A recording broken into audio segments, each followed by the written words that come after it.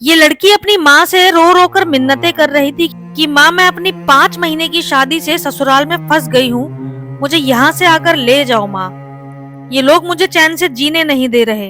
मैं वापस भोपाल से नोएडा अपने घर आ रही हूँ। उसने अपने घर जाने के लिए टिकट्स भी बुक की थी, लेकिन कुछ देर बाद ही ससुराल वालों का कॉल उसके घर पे गया और उन्होंने कहा कि आपकी बेटी त्विषा की सांसें थम चुकी हैं। शी इज नो मोर। त्विषा शर्मा की कुछ चैट जो लीक हो गई है, उसमें त्विषा ने अपनी माँ को लिखा है कि उसका पति समर्थ उससे बात नहीं करता। शादी के जस्ट बाद ही त्विषा प्रेग्नेंट हो गई और उन्होंने उसका जबरदस्ती अबॉर्शन करा दिया और त्विषा का पति समर्थ उस पर आरोप लगाता था कि वो बच्चा किसी और का है। समर्थ उससे पूछता था कि वो बच्चा किसका है और उसको टॉर्चर भी करता था। जब त्विषा ने अपनी माँ को बताया कि समर्थ उससे पूछता है कि ये बच्चा किसका है, तो उसकी माँ ने कहा कि इग्नोर करो। त्विषा ने इस बात पर गुस्सा किया और कहा कि वो इतनी घटिया बात बोलता है और आप कह रही हो कि इग्नोर करो। फिर माँ ने उसे समझाया कि वो अपनी सास से बात करे, लेकिन समर्थ अपने घर वालों के सामने तो सीधा बन जाता था और पीछे से त्विषा को टॉर्चर करता था। समर्थ की फैमिली भी त्विषा की बातों को यकीन करने के लिए तैयार नहीं थी। वो उसको बोलती कि समर्थ तो ऐसा बोल ही नहीं सकता। अब त्विषा उस घर में बिल्कुल अकेली पड़ चुकी थी। उसने अपनी दोस्त को भी मैसेज किया, ब्रो आई एम ट्रैप्ड, तू मत फंसना, सही टाइम आने पर मैं कॉल करूंगी। उसकी फ्रेंड भी उसको इस मैसेज में समझाती हुई नजर आ रही है, पर शायद सबने उसको बचाने में बहुत देर कर दी। वो अपने घर जाना चाहती थी, वहां से निकलना चाहती थी, लेकिन फिर अचानक ऐसा क्या हुआ जो उसकी मौत हो गई? क्या ये सिर्फ एक आत्महत्या थी या उसकी हत्या की गई, या फिर उसको इतना बड़ा कदम उठाने के लिए मजबूर किया गया था? We are here to question the process. The first call that was made to the police was made by us, not them. And they claimed that they were in a hurry trying to save her. The video that has resurfaced clearly shows Girbala Singh moving in a very calm fashion, walking up and down the stairs, had all the time in the world, having all the knowledge of the judiciary. She had all the access and the ability to call the police, which was exactly 30 seconds away from her home. Why did she not make that call? After that we have reached here. It took us good 3 days to file the FIR. More than 3 days. 15 तारीख early morning सुबह 2:30 बजे जाके हमारी FIR launch हुई है।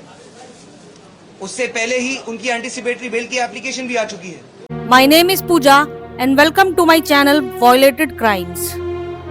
त्विषा नाम की ये लड़की दिखने में बहुत खूबसूरत थी और बाय प्रोफेशन मॉडल थी। त्विषा फिल्म इंडस्ट्री में अपना नाम रोशन करना चाहती थी। समर्थ और त्विषा की मुलाकात एक मैच मेकिंग वेबसाइट पर हुई थी। ये एक अरेंज मैरिज थी। ये एक हाई प्रोफाइल फैमिली थी। समर्थ खुद एक क्रिमिनल लॉयर था और उसके माँ बाप रिटायर्ड जज। त्विषा अपनी शादी को लेकर काफी खुश थी, लेकिन पहली नजर में अरेंज मैरिज में कुछ समझ नहीं आता। यहाँ भी कुछ ऐसा ही हुआ। त्विषा को लगा कि ये एक बड़ी फैमिली है। त्विषा की फैमिली को लगा कि कानून के जानकार लोगों के यहाँ हमारी बेटी सेफ रहेगी, तो त्विषा इस शादी को लेकर काफी खुश थी। त्विषा को लगा कि भोपाल में उसका खुद का एक घर होगा, उसकी आगे की लाइफ सेट होगी। लेकिन शादी के 5 महीने बाद ही समर्थ का बिहेवियर अचानक उसके लिए चेंज हो गया और उसकी लाइफ में इतना बड़ा बदलाव आ गया। समर्थ के पेरेंट्स ने त्विषा के पेरेंट्स को नीचा दिखाया। उन्हें बार बार ये जताया कि वो उनके स्टैंडर्ड से मैच नहीं खाते, वो उनसे काफी नीचे हैं। जबकि त्विषा के पेरेंट्स ने त्विषा के नाम 20 लाख रुपए के शेयर्स किए थे। उस शेयर्स को भी उन लोगों ने समर्थ के नाम पर ट्रांसफर करने का जोर दिया। शुरुआत में त्विषा ने ये सब इग्नोर किया और उसके पेरेंट्स ने भी। उन्होंने कहा कि तुम ये सब इग्नोर करो, कुछ टाइम बाद सब कुछ सेटल हो जाएगा। लेकिन अब त्विषा को खुद को साबित करना पड़ रहा था। शादी के कुछ महीने बाद ही त्विषा की लाइफ में तनाव का माहौल बन गया। परिवार का आरोप है कि प्रेगनेंसी को लेकर उसको प्रेशराइज किया गया और उसका अबॉर्शन करा दिया गया। इन चैट्स में साफ लिखा है कि उसका पति उस पर गलत आरोप लगाता था और जब त्विषा ने इन सब टॉर्चर को छोड़कर वापस अपने मायके जाने की सोची, तो अचानक उसकी मौत हो गई।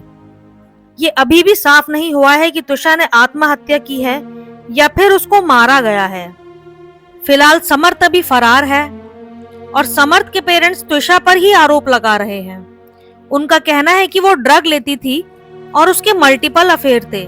मुझे तो ऐसा लगता है जस्ट माउंटिंग प्रेशर, दे चाह रहे हैं कि समर्थ जेल चला जाए, दे चाह रहे हैं कि मेरी बेल एंटिसिपेटरी खारिज हो जाए, चाह रहे हैं कि सब जितना गलत हो सकता है हमारे साथ हो, जबकि हमारा तो एक उसूल रहा है कि जो हमारे पास आया, हमारे संसर्ग में आए, लोग कहते थे आपका तो माइडस टच है, जो आपके संसर्ग में आता है उसका कुछ बेहतर ही बन के जाता है। मेरे ख्याल से मेरे को यही गलत फहमी थी कि बच्चे के साथ कुछ अच्छा होगा, लेकिन इनके सब दखल, इनके कारनामों के कारण आज बच्चे की इवन सुकून नहीं मिल पा रहा, उस बच्चे को मिट्टी नहीं मिल पा रही है। पर जो भी था, आपको किसी की जान लेने का अधिकार तो नहीं है। अगर पति पत्नी दोनों में बन नहीं रही हो तो दोनों को अलग हो जाना चाहिए। किसी के बेटे या बेटे की जान नहीं लेनी चाहिए। उसके सास ससुर दोनों रिटायर्ड जज हैं। जो फैमिली खुद लोगों का इंसाफ करती थी, जो लोग खुद कानून से जुड़े हुए थे, वो लोग ऐसा कैसे कर सकते हैं। तुषा अपनी फैमिली से भीख मांग रही थी कि कोई उसको आकर वहां से ले जाए, लेकिन किसी ने भी उसकी बात को सीरियसली नहीं लिया। वो सिर्फ उसको समझाते कि इग्नोर करो और एडजस्ट करने की कोशिश करो।